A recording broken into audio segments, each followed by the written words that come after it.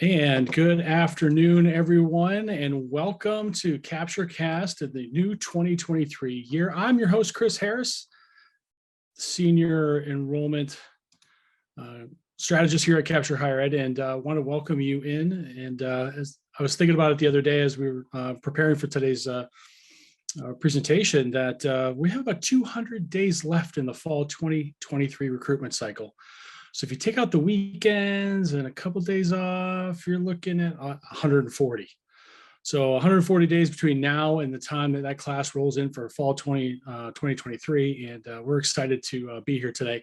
Today, we're going to discuss how to talk with parents and their families about enrolling their students and how you can make sure that they're part of that important process.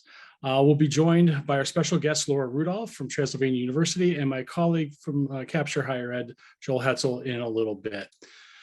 So if you don't know anything about Capture, let's tell you a little bit about it. For those who are new to the Capture Cast, welcome. We are glad you're here. Here's a little bit about us. Capture Higher Ed is a leading enrollment marketing firm that believes that every interaction counts. Every email you send, every web page you develop, every digital ad you place, every text message you send has to be relevant and personal. And we make sure that all of our clients know and understand that and help them achieve their enrollment goals by doing that. Our mission is simple. We use higher education's only behavioral intelligence platform to help them identify, convert, and enroll the right students. The behavioral intelligence platform is driven by real-time data, our team of enrollment experts, and real data scientists that help our partner institutions navigate this very dynamic and ever-changing higher education recruitment landscape.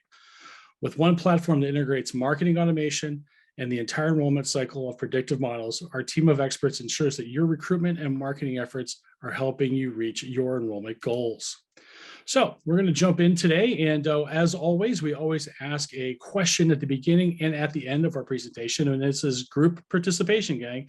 So here's our first question. How would you classify your parent and family outreach program at your institution? You get a single choice, pick one. We have a fully conceived plan and it seems to be working. We are getting better, but there still seems to be gaps in our messaging. Our counselors are doing great as they see fit, and there's no real plan in place. We just send messages randomly. So how are you sitting on your campus today? How do you feel? Or how would you classify your parent and family outreach program at your institution? It's important. We're going to tell you why here in a couple minutes, but families have become more and more engaged with the enrollment process.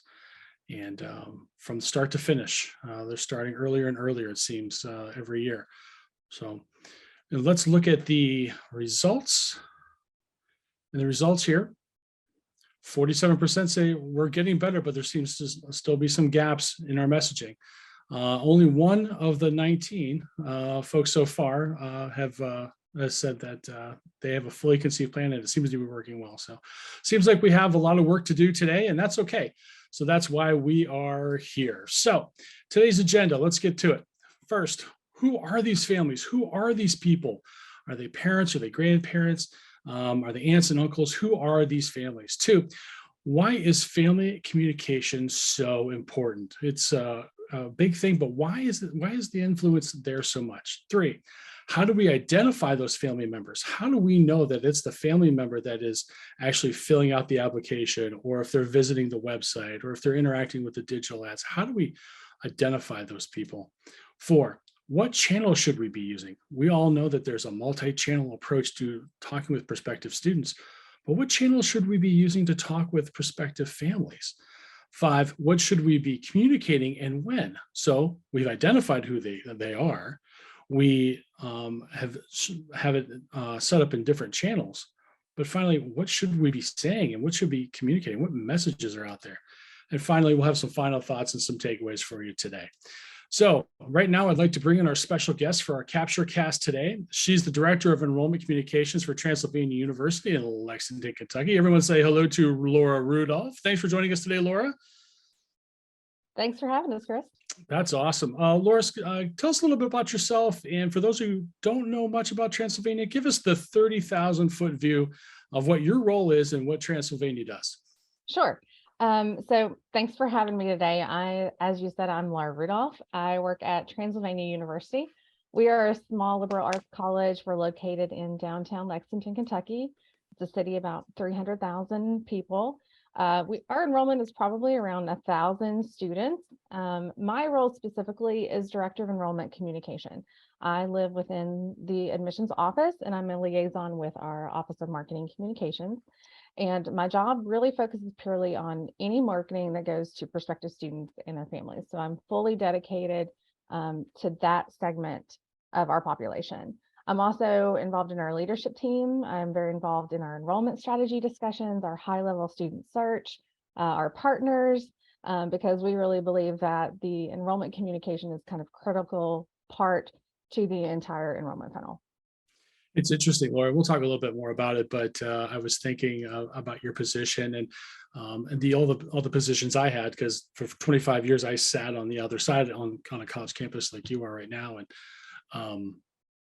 I would have died to have somebody like you in my office. That role with that expertise, that passion, that kind of thing for what we were doing in the communication side. A lot of times it was me calling the marketing office going, I need help.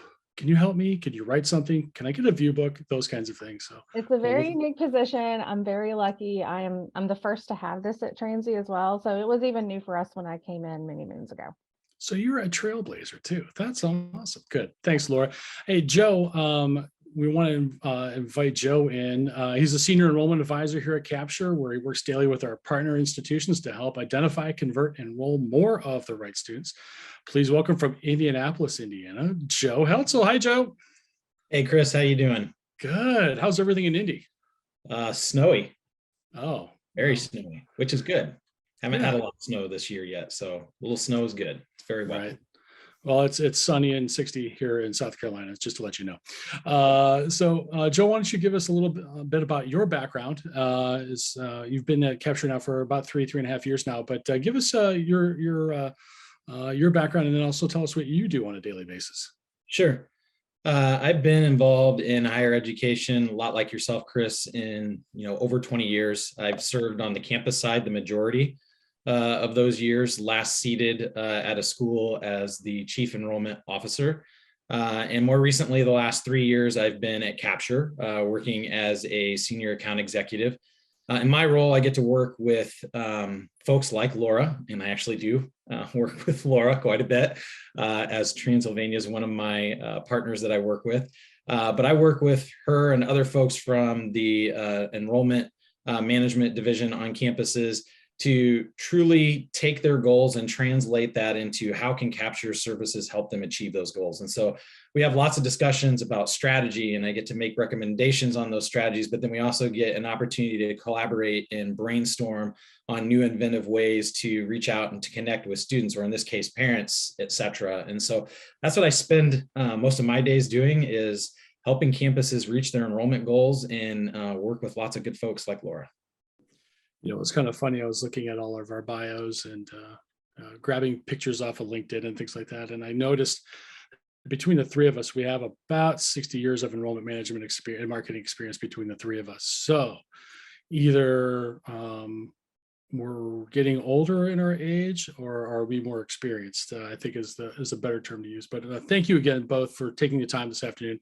It's always great to speak with innovative and future forward thinking people like yourselves. So what we're seeing a shift in, and now I'm not really talking about the shift in the enrollment cliff. We've been talking a lot about the enrollment cliff, whether you look it up on Inside Higher Ed or you check out our blogs. But the trend of families having children later in life and not as many children actually, is a big deal. But one thing is for sure, when we look at the data that's out there, we are seeing more family members, parents for instance, completing inquiry forms, applications, housing surveys, et cetera, for their students. We used to have helicopter parents back in the early 2000s. What would we call those people today? And I'm going to ask Laura here the question in a second. But when we look at these different types of generations, and one of the things that came out of COVID is that we were finding ourselves having to market to 5 different generations.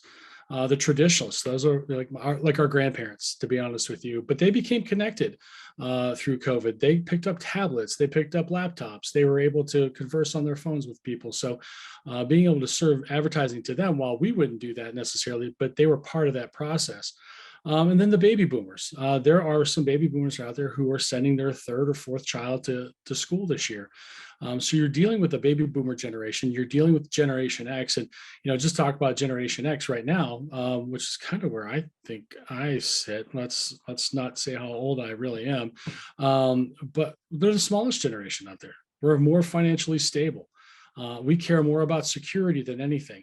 We've seen a lot, and we're going to see a lot more here soon. I hate to say that too, but 72% of us use the internet for research, and 95% of us are on Facebook still. So am I old? Yeah, probably. Do I have one of those Instagram things? No, not yet, but I'm supposed to get one soon. I did ask for permission for that from my wife, and she said I could do that.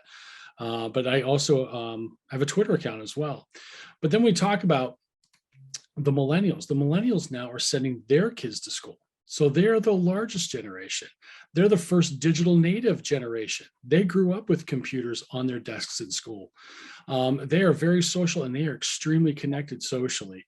But they have less money to spend, and they are more in debt right now. So as affordability and accessibility becomes an issue for the Zoomers, as we call them, those are things you have to kind of keep in mind with your messaging.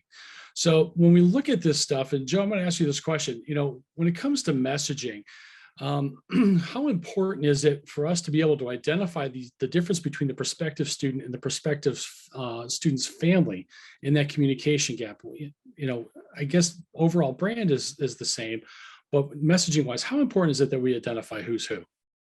It's very important, Chris, largely because, the messages will likely differ from audience to audience. So when you're talking to a student, you don't necessarily have a captive person that is going to be as zeroed in on cost as maybe a mom or dad would be. That doesn't mean that cost isn't important to a student, but they're really more interested in experiential things. What's campus life like? Do I see myself fitting in there? Whereas parents, on the other hand, it's outcomes, cost. Is the degree going to lead to the job that Susie's hoping that she's going to get, et cetera? And so being able to differentiate is very, very key. And that's, one of the reasons why Capture is here, so that we can identify students, and now the ability to be able to identify and segment out parents as well is one way that we're going to be able to help institutions. But I think as you talk about, that messaging to folks, and especially as you have more and more parents involved in doing some of these things for students, you want to know that you're actually talking to a student or you're actually talking to a parent. And I know Laura can speak to this, because if you have a parent that fills out a RFI form and you only talk to them like they're the student, there's not much personalization there, because you've actually been talking to Susie's mom instead of to Susie herself. And so I think that differentiation is very key, and is something that institutions are going to have to be very focused on, especially in the coming years with the generation that's coming up, and even after that with Generation Alpha that's going to be following on the heels of the millennials. Laura, I'm gonna dovetail in a little bit on this concept of mom and dad filling out the form or making that phone call for Johnny or Susie. How often are you guys still seeing that? Do you see that more than you have in the past? What are you seeing on the ground at Transy? Well, parents are always going to be involved, right? At some level, we know that that's true. And I think the hardest part is to sometimes know, and I know that a lot of other institutions are this way too. When we're asking for essays or we're asking for applications, who are these really being written by? Who are these being submitted by? One of the key indicators for us is when a parent fills out a campus visit form or an RFI form and they put in their own birthday of 1975. That indicates to us clearly that the parent has been leading that process, right? And so, we continue to see it. The other thing, especially in campus visits, sometimes it's the parent leading the questions. It's very hard sometimes for our tour guides and ambassadors to really draw the student out in our tours, making sure that we're directing the questions to them and maybe not necessarily to their parents. And of course, they use the royal we. We're going to college, we're going to major in biology. That is still around, despite the fact that, our helicopter boomers may not necessarily be the greatest generation that we're dealing with now. It's a continuation that we're going to see certainly moving forward. Right. I think it's interesting that there's always those parents, I call them the programmed parents. They walk in and they've got a list of 50 questions that they got from somebody. And the student just sits there and goes, I can't believe they're asking all these questions. I'm sorry. And you get that look from them like, I can't believe this is actually happening. But, when we talk about family communication, why is it so important? I think one of the things that we talk about is family members are by far the most influential in the process.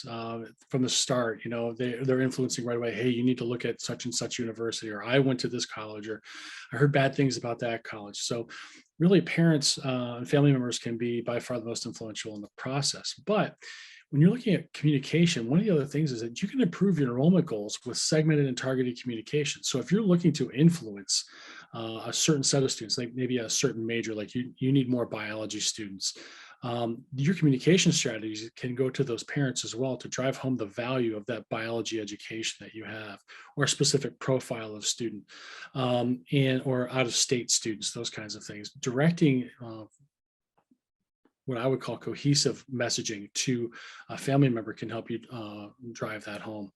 Third, you can address affordability and accessibility. I think one of the things that we're finding now is that students, while they're involved in the financial aid process and paying the bill a little bit more than they have been, even when I went to school, families who are involved earlier on in the process understand the process better. There are less questions that need to be answered, and they make a wise choice for that family, which I think is more important than anything right now. Making that right choice for them. Obviously, going to Transy is the best thing they should do, but at the end of the day, I think it's important that we are clear about costs and financial aid that's available for students. And finally, communicating builds stronger relationships. And one of the things that we have found is, and there's a lot of the studies that are out there, that 86% of the students who answered this one survey said that they'll build brand over 3 or 4 years before they will actually engage with something. They will take in that information for 3 or 4 years before they will make an application. So looking at building that brand and building that relationship over time is crucial. And doing the same thing with that family member is crucial to this process. So as search has evolved over the last 5-7 years, and being able to get into the search process earlier, I think it's more important than ever that folks really start to build those communications plans longer and stronger, which means a little bit more work on the front end for everybody, especially working with freshmen and sophomores. And we'll talk about messaging in a minute, but I think it's important that we build those stronger relationships over time. So there are several ways to communicate with prospective students and their families, and we're going to get to that multiple channel piece here in a second. But I think it's important that we talk about the website and how we can deliver personalized communications and interactions with dynamic content. Joe, I think it's important for us to talk about the progressive identification form that we have. And it's pictured here on the left-hand side. And if you zoom in on it, you'll be able to see that most of the time when you see an ID form like this, or an RFI form that pops up on a website, you're just filling it out, pretending that you're the student. But Transy thought about it a little bit differently, and we helped them out with that. And we've created this, basically it's an interactive form that fills out. So Joe, can you kind of walk us through the thought process behind building this PID form the way we did, and the delivery of a PID form in general? Sure, happy to. So in conversations with Laura and the rest of the Transy team, over, now it's probably been 3-4 years that we've been working together, probably even longer than that. We were serving kind of just that traditional progressive identification form, where it was, you get served the form, and then it's just immediately asking for your name and your email and those types of things. We know now that personalization is very key, and not just personalization where you're using their name, but personalization from the point of thinking about what their experience is with the form. And so a few years ago, we really dove in on our end to make our forms more dynamic.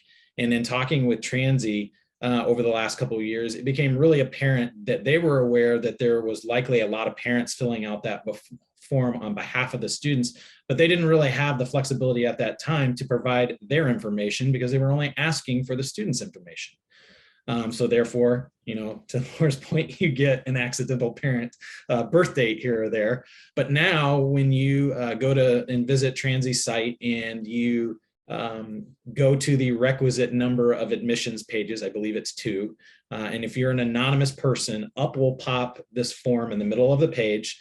And it literally starts with a very specific question. I am A, and it's asking, are you a prospective first-year student, a prospective transfer student, or more importantly, are you a parent? And if you're a parent, it's then asking for the student's information, but at the very bottom of the form, it then asks the parent for their information: first, last name, and email address. Really kind of the 3 standard things that we would want on a parent. And then once that gets submitted, that information gets sent off to Transy, and they can pull that into their CRM and begin doing all the fun communication things that Laura and her team does. But it also stores that information now in Engage on our end, which allows us to do interactive things through our dashboard and the ways that we can communicate with families as well. And we may talk about more about that later, but in its simple form, that's really what the PID form does, and kind of how it's evolved over the last couple of years from something that was pretty static to something now that is very, very dynamic and tailored. I think that's, and look, they're calling Joe right now. I think one of the things that's really cool, and I pull it up here too, Laura, is the fact that on your website, you actually have a parent and families section of your website. And I look at a bunch of different college and university websites every day, and I see that there isn't anything for a parent or for a family. So can you kind of just give us a description of, why you guys created that? What's the use for it? And how does that help the prospective student or family navigate that journey? Yeah, and thanks for noticing. It's still a work in progress on our end, and we're continually trying to make it better for our families and our parents who visit. But the needs of parents fall into so many categories across a college website, right? It's student life, admissions, financial aid, career development, even the about section. And regardless of how great our websites might be, it requires a lot of clicks and a lot of time to find all the information that they need across the college website. So really what this page does for us is it gives a hub, a landing page of information to help minimize their time, which we know is very valuable, and hopefully get them to their answer more quickly. One of the things we're always trying to do with our communication is, if we're proactive with our communication, then it's also less time that our counseling team has to field phone calls or field emails. So if the more proactive we can be in giving them the information, anticipating the information that they need, the better for us. Not just as an institution and making sure that we're serving the families in the way that we want to, but it also helps us in our time and being able to prioritize the things that we really need to prioritize on a regular basis. So it's really a win-win situation for us both.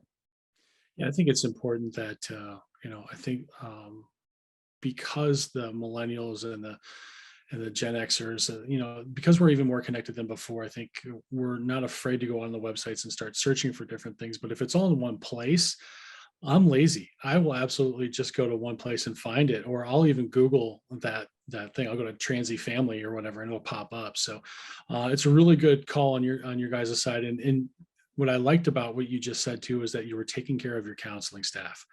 I cannot tell you how much frustration there is on some counseling staffs when they have to answer the same question 500 times. And while they do it, and they do it with a smile, they could be working on some other questions for some other families too at the same time. So thank you for doing that. Yeah, absolutely. And one of the things, as we've mentioned, the generations are changing. I don't mind saying I do fall into the elder millennial category myself. And as we continue through the generations, we're more used to finding the information on our own. We're not necessarily going to be the first person to pick up a phone and make a phone call. Because even in my generation, we're texting, right? That is my first mode of communication before I have to pick up a phone. I'm online ordering. I'm doing those things as a millennial. So if you can only imagine, as we continue through the generations and parents change, that might not be their first go-to as it was for boomers, who really didn't hesitate as much to pick up a phone and make a phone call. So whatever we can do to make the access easier and less time consuming, that's really our goal. And, we do survey our parents every year to ask what are those top things that they're always looking for. And we categorize that, and then we go back each year and renovate, and update that page. So it's constantly evolving. Yeah, I think, when you talk about evolving, and thanks for the transition to the next slide. That's great. Email is one of those channels that we all use, right? And everyone and anyone can send an email. But there are giant email companies out there, or your CRM sends out the drip email. But one way to really increase the viability and engage with your family members is through the use of the behavioral email series. And a little history behind that for us. About 5 years ago, Capture gathered our enrollment experts and our marketing mavens and our data science team. We reimagined what email could be and infused behavioral data and segmented messaging to produce a more efficient and responsive way to deliver email. Thus, after reviewing about a decade's worth of data and about 500 million emails later, we hatched this behavioral email series. And I think it's really important that we kind of talk a little bit about it, because it improves email efficacy and list hygiene, because everybody out there right now is just blasting email because it's cheap, it's easy, it's fast, and it gets lost and it gets into your it actually hurts your hygiene lists as well. But you can increase your reputation among your ISPs, and you can tailor your interest-based stuff for the family at the same time. But there's a responder series and a non-responder series as you go through this. But one thing that this kind of does is it leads itself into being able to help identify and drive parents to the website a little bit more, get more of an interactive piece for your counselors to answer some of those questions ahead of time as we go through it. So keeping a thought process, about email and how you engage with parents with email, because they still want it to be relevant. They still want it to be personalized as their students do. It's the expectation that they have now, and having a behavioral email series that measures the next interaction before it's actually going to happen in a predictive way is a great way to do it. So let's jump into channels for a second. I think this is pretty cool to talk about, because there are all these different digital journeys that are out there. So we still have phone and we still have texting. I remember in 1996, when I first started, we were making phone calls off of green bar printouts. That's right. That's how old I am. And then texting came along and instant messenger came along. And then we had a website. Email was a big thing, and print and stuff like that too. But Laura, when you look at this wheel of opportunity, and I call it a wheel of opportunity, and you look at the digital marketing side and the use of social media, what have you found that is found to be the best way to leverage those tools within the funnel? Are you seeing success through the journey for families, or is digital and social media providing more brand awareness for you? Where do you guys kind of leverage it? Is it the top of the funnel, middle funnel, or is it the whole thing? A little bit of both. Okay. So I would say, at least from what we still are hearing from students, is that while social media may not be the juncture at which they begin their application, it's one of the many touch points that allows us to tell our story. It's a primary location for them to observe who we are and what we do. And one of the things that we've been hearing more frequently, especially since the pandemic, is that this is where they learn about our campus culture. Particularly, they talk about the vibe of campus. And that's where they're able to really see it, is through the visuals, the videos. And I think social media can be a great play into that for us. So while it may not be the linchpin to the application, it's certainly really influential. I would say digital media, though, can really be that extra push, especially when it comes to retargeting. If they have visited our website, they have visited our application, and we're trying to get them to complete or take some kind of action, I think digital media can do that really well, because students are bombarded, as you said, by messages every day. And sometimes those little reminders are really helpful. And, with parents being millennials as well, I'm used to the Amazon culture where if I put something in my basket, it reminds me later that I was looking at it and I have it there. And I actually don't mind the reminder. I actually think in many occasions it's pretty helpful. So I think that those two can still really be influential in driving applications and getting people to do the things that we're hoping that they'll do. But I think that the most underutilized channel on this is actually, especially when it comes to parents, is texting.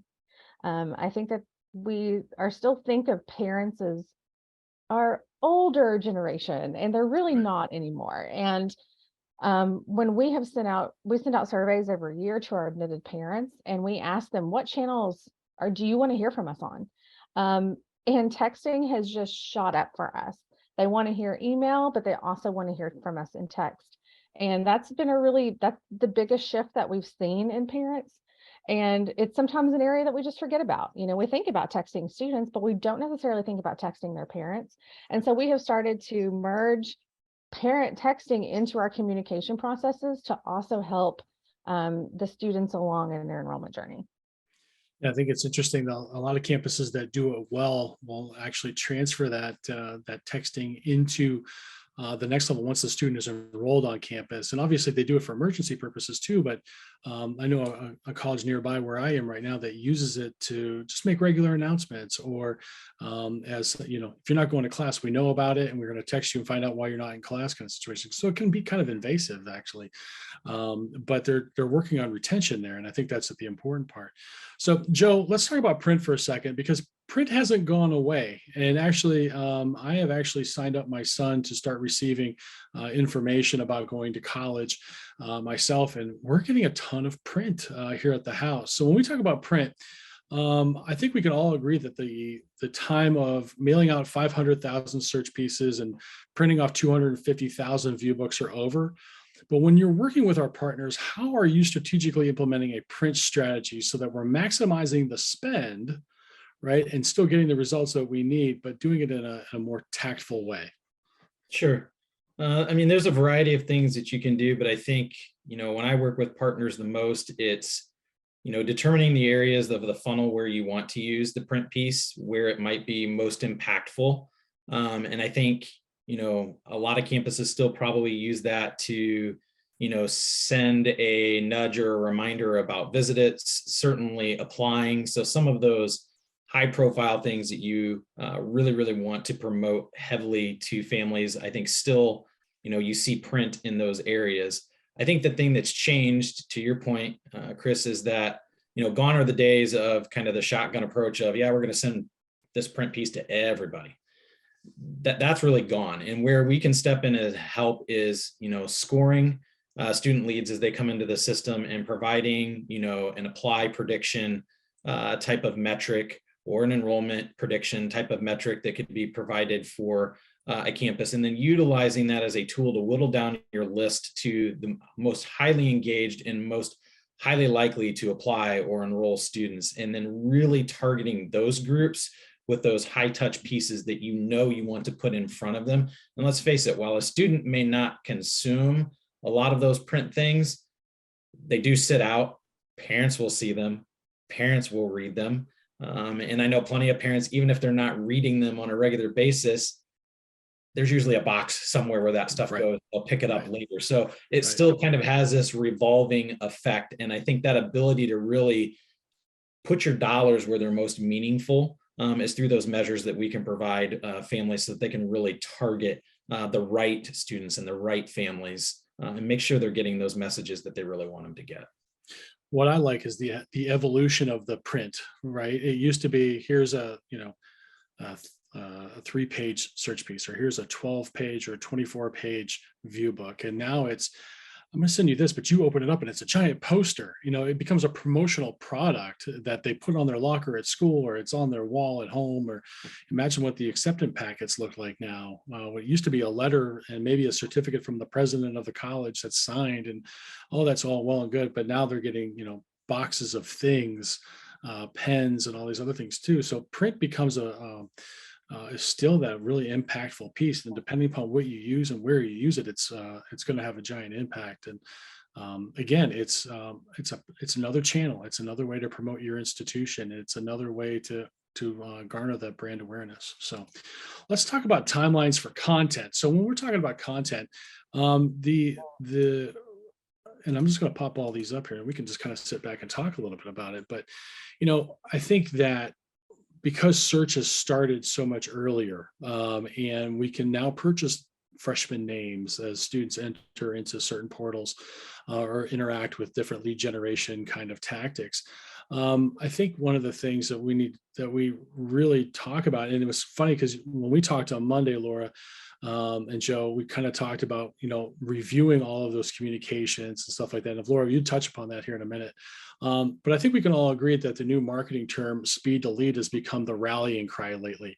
How fast can we get in there? How fast can we relate back to the student? But I think Gen Z likes to build that affinity with brands that they're going to have that continuous long-term relationship. So I look at more of, not speed to lead, but speed to relevance with this group. When you look at this chart, Laura, how do you find balance in the enrollment journey for these families when they're being bombarded with information at the end? That senior year, going into that senior year, they're going to get pounded by everybody. But how do you manage that so that you take away that bombardment for them? You're right. I've had the opportunity to work in many admissions offices, and I have friends across many admissions offices. And I think that the focus has always been, we want to be first in the inbox, right? First in the mailbox. And it's about frequency. How often are we communicating with them? Right. And I think sometimes we forget that if we're one school doing this and they're, the average student is applying to anywhere from 6 to 11 schools, that's a lot of communication. Right. And it can be really overwhelming. So rather than frequency and timing, I think it's a lot about quality. And the quality is really based on, are you speaking to them in the way that it matters to them? And, I do a lot of research on, what are other people sending, right? As a communications professional, Sure. I want to keep my finger on the pulse of what other institutions are doing. And so I have a niece who's been going through this process, and I've been able to see the emails that she's getting and the print that she's been getting. And, I say myself as guilty of this, but a lot of it looks the same. Yeah. Our apply messages look the same. We're saying the same things, trying to attempt to create urgency. And I think that it's really about starting earlier. So as you mentioned in this timeline for content, being able to start as early as possible and building our brand over the course of time is really what's going to be best for us. And I think that the second thing is just making sure that the way we're speaking is the way that they are interested in reading and hearing about us. And that changes over time. So I think that you continually have to be going back and looking at your emails and looking at your content and saying, is this written in a way that's really going to grab their attention? Because I think that some of the best emails are honestly some of the most simple emails, or some of the most transparent and straightforward emails, or those that, really garner curiosity and make me want to click and open it. And so I think those are the things that we can focus on a little bit more. And I know that at Transy, this is a discussion that we're having internally as well, as how can we build our brand earlier with these students? Be that white noise early on, build with them trust. And then by the time they're seniors, we're not having to bombard them because they have already bought into who we are and what we do and the quality that the Transy education can provide them by their senior year. Right. I think it's important. And Joe, it's kind of interesting because Laura talks about, basically it's the noise, right? I can get out there and I can put my name on, even the Common App, and I can apply to 30 different schools if I want to by pushing a button. How important is the ability to measure interactions, Joe, and then really, really, truly personalize the next interactions that take place for these families in this process? Because I think that one of the things that we lose sight of is that while the student is on the journey, the parent is on the same journey at the same time. Now, hopefully the parent probably whittles the number of schools down a little faster than the student does. I would probably venture to say that's the case. But there's a lot of fatigue out there. And we're fighting for not a large number of students anymore. So how do we break through the noise and make sure that we're providing the best interactions that really personalize that experience for that family? Sure. I think it goes to the core of what Capture is about, at least the first step of what we do, which is identifying who those folks are that are coming and consuming, at least at your website, for instance. And so I think being able to identify those prospective students and their family members early. I do think communicating with them often is good, but it's making sure that you have the right message at the right time. And once they're identified, you can begin looking at what their behaviors are like on the website and start tailoring the content that you're serving to them based on those behaviors. And so if they're looking at a lot of financial aid information and then maybe move away from that, that might be a perfect time to go ahead and eventually serve that financial aid content that brings them back to that discussion or back to that topic. And all the while doing that in a way that it interplays with the content that is being served by the institution itself as well. And I think for me, that's the hard part on the vendor side, is trying to weave in what we're doing on top of what the campus is doing, and doing it in a way where if there is overlap, it's purposeful overlap. And areas where we want to avoid overlap, we can, because we have that ability to segment and identify and really understand who those individuals are. And then again, I go back to the engagement scores that Capture can provide. Those are extremely helpful and beneficial. I know from working with Laura, I know she relies on those extensively for a lot of their email flows and things that they send out to students. And that stuff can be very, very impactful, but it starts with finding out who they are and then watching their behaviors and seeing what their needs actually are based on what they consume, and then tailoring your communications along that journey based on that behavior. Yeah, having that data as a former client myself at Capture, I really enjoyed the fact that I could look at a specific student and know where they were in the process, know when they interacted with us, how they interacted with us on a daily basis. Actually just come in the morning and open up my email and there was a report. So, but cutting through that noise, I think, is a really big thing. And Joe, I think you're absolutely right. You hit it right on the head. Identifying who is there so that you're getting the right message to them at the right time while they're interacting with you is the most important thing that we can take away from that. So good. I think one of the challenges too, Chris, is that a lot of the internal conversations that tend to happen, I know that this is a mantra I've had, and people have probably heard me say this before, but a lot of the conversations are, what do we want them to know? Right. Right. So let's build our Right. communication flow around what we want them to know. And the conversation you should be having is, what do they want to know? And when do they want to know it? Right. And it's two different styles of thinking and two different types of communication strategies. But the latter is really the best way to go. Yeah, I think listening for a long time there, we forgot to listen. We were making assumptions about what people needed to know versus what they wanted to know at certain points. So I think that's a really great point, Laura. Thank you. One last question for everybody as we start to wrap up today's Capture Cast, and we're down to the last couple of minutes here. It's the end of January, about 200 days left, gang. How are you feeling about your enrollment cycle? How are your inquiries, your apps, your acceptances? How are your ICERs? Do you have financial aid out the door yet? Let us know how you are doing right now. I'd like to hear everybody and see where everybody is at this point. It's a different cycle. It's a different cycle this year. People are doing well in certain areas and not in certain areas, and it's kind of baffling why acceptance rates can be really high and applications can be down and still have a better class. Laura's smiling because she knows I know. Yield is going to be a big deal.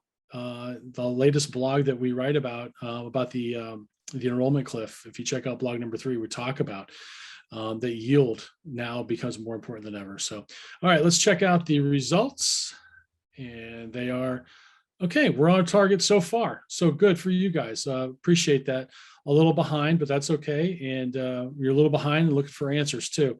Listen, there's time. There is time to make change. And if you need help on, or just want to bounce some questions off of us, feel free to reach out to, you can call Joe, but you can call us here at Capture and we'll absolutely help you through that. So again, Laura and Joe, thank you so very much for joining me today. And I look forward to seeing you both again very soon. But for some takeaways for today, build your family communication early in the process. The pro tip here is family members are visiting your website just as often as your students are. Can't tell you how many times that even my dad is now out looking for schools for my kid to go to school. So it's kind of interesting to see that. Two, launch that multi-channel experience for families. Remember who to connect with and to build those relationships. Mom and dad and grandma and grandpa and all those people that are visiting your website, find out who they are, identify who they are, pay attention to them, give them the information that they're looking for based upon their behavior, not because of what you think you know that they want to have, but based upon their behavior. And finally, connect with relevant messages based on the behavior. Again, create that personal family experience by using the behavioral data to inform what the next message should be. I can't express that enough to you. You have to bring the family along. It's only going to get more so and more impactful in the future. I don't want to say worse because I think that's not the case, but having family interaction is a big deal. It will help you in the future as well. So join us next time. The next Capture Cast is on February 23rd at 3 o'clock. I'll be joined by 3 experts from Capture. We're going to talk about leveraging data to improve search and inquiry generation. Then we're going to talk about conducting and deploying and evaluating that multi-channel digital strategy. And then lastly, we're going to improve the performance of your admissions counselors. Yes, we are going to talk about admissions counselors and using data so that they are more successful. So from all of us here at Capture, we want to thank you. Sierra, were there any questions that came in during the chat? No, there are not any questions that came in. Very good. So we will see everybody soon. Take great care. Again, Laura, Joe, thanks very much. Have a great day, everybody.